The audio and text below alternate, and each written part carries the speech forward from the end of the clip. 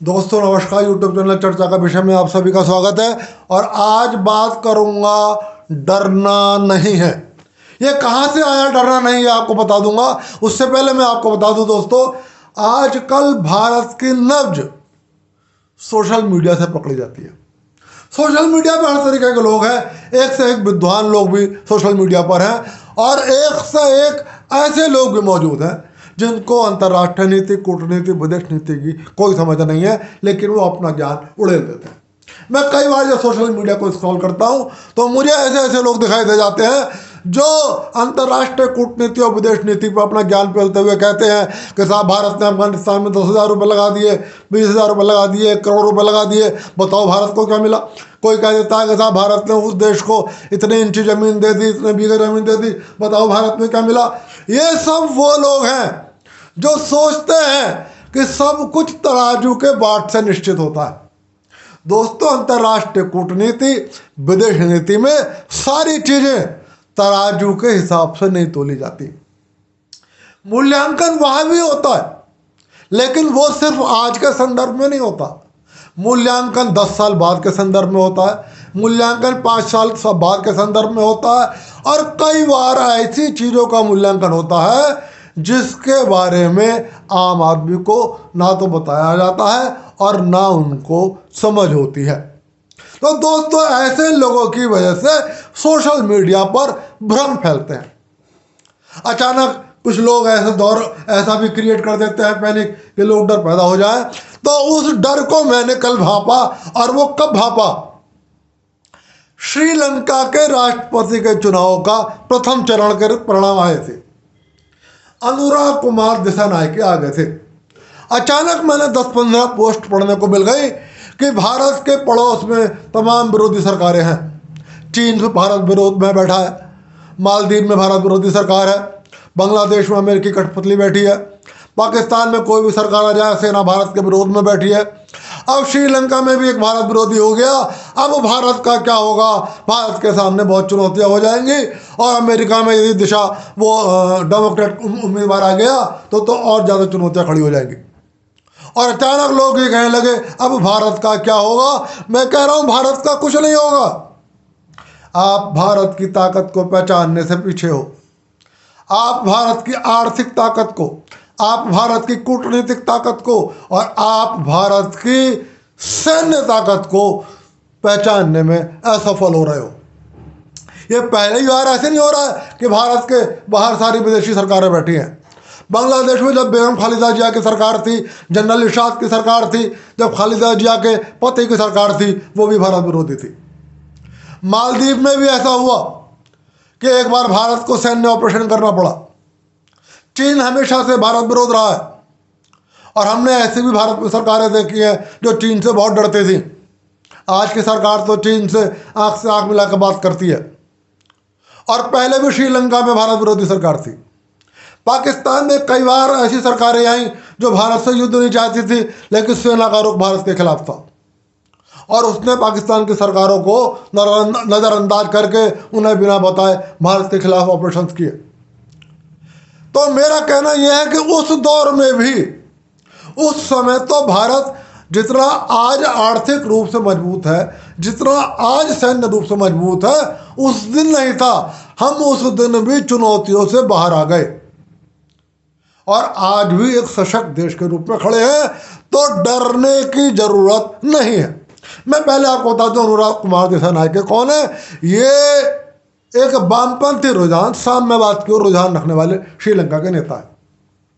जनता विमुक्ति पेरामुना श्रीलंका की एक पार्टी है जो वामपंथी है, मार्क्सवाद में विश्वास रखती है, और नेशनल पीपुल्स पावर एनपीपी गठबंधन से ये चुनाव लड़े थे। श्रीलंका में जेवीपी का पुराना इतिहास भारत के खिलाफ रहा है। भारत के खिलाफ इन्होंने बहुत हिंसक प्रदर्शन करे हैं और हर बार ये हर मुद्दे पर भारत के खिलाफ बोलते हैं। लेकिन अब जेवीपी वो नहीं रही जो हमेशा भारत के खिलाफ बोलती थी। अब जेवीपी में बदलाव आया है। भारत का जेवीपी से कोई बहुत संबंध नहीं रहा। लेकिन मैं आपको बता दूं कि फरवरी 2024 में अनुराग कुमार दिसानायके को भारत सरकार ने आमंत्रित किया था। और एक विपक्षी नेता के रूप में, एक श्रीलंका के आम राजनीतिक के रूप में ये फरवरी में भारत आए थे और भारत सरकार और भारत के विपक्षी दलों के नेताओं से भी इन्होंने बात की थी। इनको पहले राउंड में 42.31% वोट मिले। श्रीलंका के इतिहास में पहली बार किसी प्रत्याशी को पहले राउंड में जीतनी हासिल हुई, वरना हमेशा फर्स्ट राउंड में 51% वोट लेकर कोई ना कोई जीत जाता था। ये श्रीलंका के इतिहास में पहली बार हुआ है कि राष्ट्रपति के चुनाव के लिए सेकंड राउंड की वोटिंग करनी पड़ी और सेकंड राउंड की वोटिंग में अनुरा कुमार दिसानायके को जीत हासिल हुई। दोस्तों, मेरा कहना यह है कि श्रीलंका में आज भी, मैं आपको बता दूं, जब 2022 में गोटाबाया राजपक्षे श्रीलंका से भागे थे तो श्रीलंका की आर्थिक स्थिति बहुत खराब थी। कर्मचारियों को देने के लिए वेतन नहीं था, खर्च करने के लिए पैसा नहीं था। तब भारत ने ही आर्थिक मदद करी थी और श्रीलंका की आर्थिक स्थिति को सुधारा था।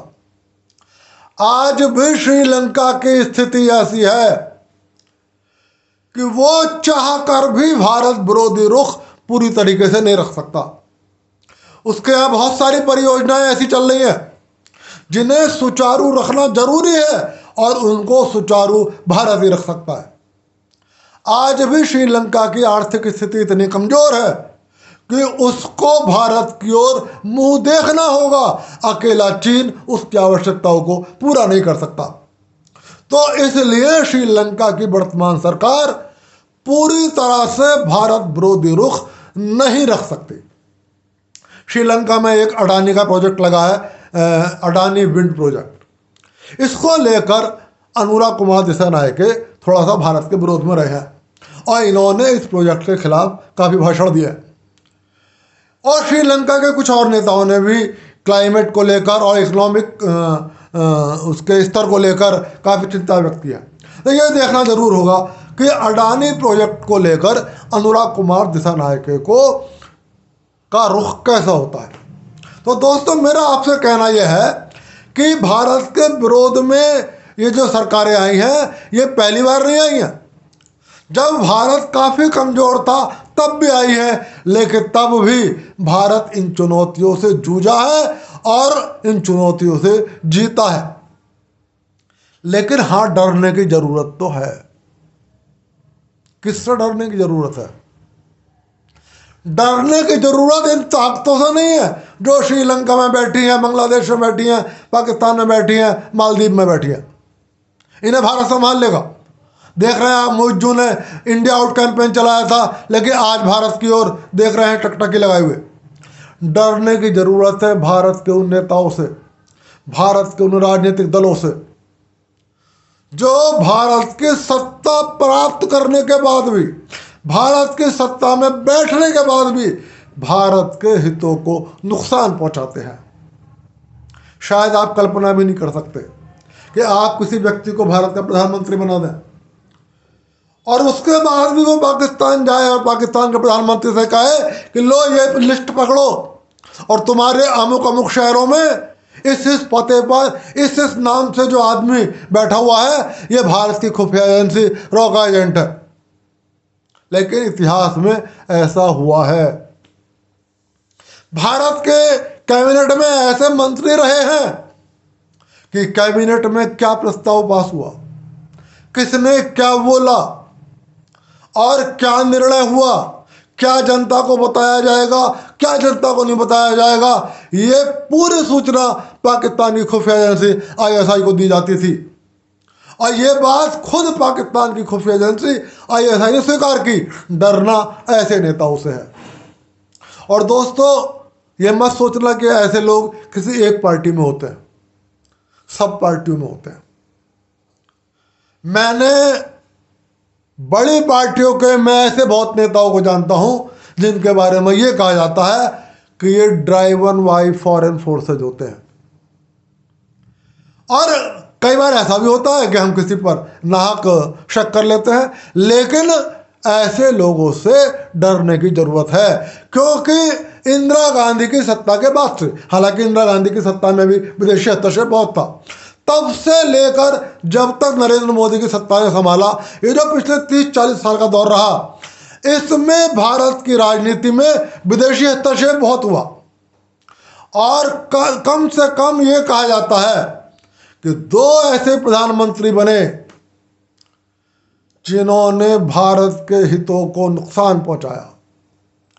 कई और सत्ता के महत्वपूर्ण पदों पर ऐसे लोग बैठे जिन्होंने विदेश जाकर भारत के हितों के खिलाफ काम किया। डरने की जरूरत उनसे है। इनको पहचानने की जरूरत आपको है। सिर्फ प्याज का भाव मत देखो, टमाटर का भाव मत देखो, आलू का भाव मत देखो, आटे का भाव मत देखो, लेकिन यदि भारत ही सुरक्षित नहीं बचेगा तो आटा, दाल और टमाटर, प्याज कहाँ से लाओगे? तो आपको ऐसी ताकतों से डरने की जरूरत है। फिर वो चाहे किसी भी पॉलिटिकल पार्टी में हो, चाहे कांग्रेस में हो, चाहे भाजपा में हो, चाहे वामपंथ में हो, चाहे क्षेत्रीय पार्टियों में हो। ऐसे नेताओं को पहचानो और ऐसे नेताओं से डरो, इनको सबक सिखाओ। अब जैसे हाल ही में राहुल गांधी अमेरिका गए और उन्होंने, राहुल गांधी ने वहां जाकर भारत विरोधी इल्हान उमर से मुलाकात की, भारत विरोधी मुशफिकुल फजल से मुलाकात की। मुझे नहीं पता क्या बात करी, लेकिन कांग्रेस पार्टी का एक फर्ज था कि वो ये बताती कि उनकी राहुल गांधी से क्या चर्चा हुई। ये जरूरी नहीं कि वहां भारत विरोधी बात करी हो राहुल गांधी ने या किसी और ने, किसी पे हम आरोप नहीं लगा रहे, लेकिन यदि प्रश्न उठे हैं और प्रश्न उठेंगे जब आप भारत विरोधी लोगों से मिलोगे, तो आपको देश में आकर या आपकी पॉलिटिकल पार्टी को, भारत की जनता को स्पष्टीकरण देना चाहिए। लेकिन यदि स्पष्टीकरण नहीं आ रहा है तो मैं निश्चित कहूंगा कि ऐसी राजनीतिक ताकतों से डरने की जरूरत है। और यदि भाजपा का भी कोई नेता विदेश जाकर ऐसे लोगों से मिलता है और वो स्पष्टीकरण नहीं देता है, तो ऐसे नेताओं से भी डरने की जरूरत है। मैं किसी पार्टी का पक्ष नहीं ले रहा हूं। तो दोस्तों, मैं सिर्फ आपसे ये कह रहा हूं कि आपको मालदीव, ढाका, रावलपिंडी या आपको श्रीलंका, कोलंबो से डरने की जरूरत नहीं है। भारत जब कमजोर था तब भी इनसे जीत पाली थी। भारत आज बहुत मजबूत है आर्थिक रूप से, भारत बहुत मजबूत है आज सैन्य रूप से, भारत आज बहुत मजबूत है राजनीतिक रूप से, और भारत में बैठी है एक बहुत ही ताकतवर सरकार। आजाद भारत का सबसे सफल विदेश मंत्री एस जयशंकर आज भारत की सत्ता में है, जो यूरोप को भी आंखें दिखा देता है, अमेरिका को भी आंखें दिखा देता है, पाकिस्तान को भी आंखें दिखा देता है और बांग्लादेश को भी आंखें दिखा देता है, और मालदीव के उस मुज्जी को जिसने इंडिया आउट कैंपेन चलाया था उसे घुटनों पर ला देता है। तो इसलिए डरने की जरूरत नहीं है, डरो उनसे जिनके बारे में मैंने बताया था। दोस्तों, आज की बात यहीं तक। कल फिर मिलूंगा। पिछले वीडियो पे कुछ लोगों ने मेरी आलोचना करी थी, उन आलोचकों का बहुत बहुत स्वागत है। आपकी स्वस्थ आलोचना मुझे सही राह पर हम दिखाएगी, मेरा ये विश्वास है। आपको जब भी मैं गलत लगूं, आप मेरी आलोचना करने से चूकिए मत। दोस्तों, कल फिर मिलूंगा आपसे और फिर कहूँगा, यदि वीडियो पसंद आए तो लाइक कर देना और चैनल को सब्सक्राइब कर देना। आप सभी का बहुत बहुत नमस्कार।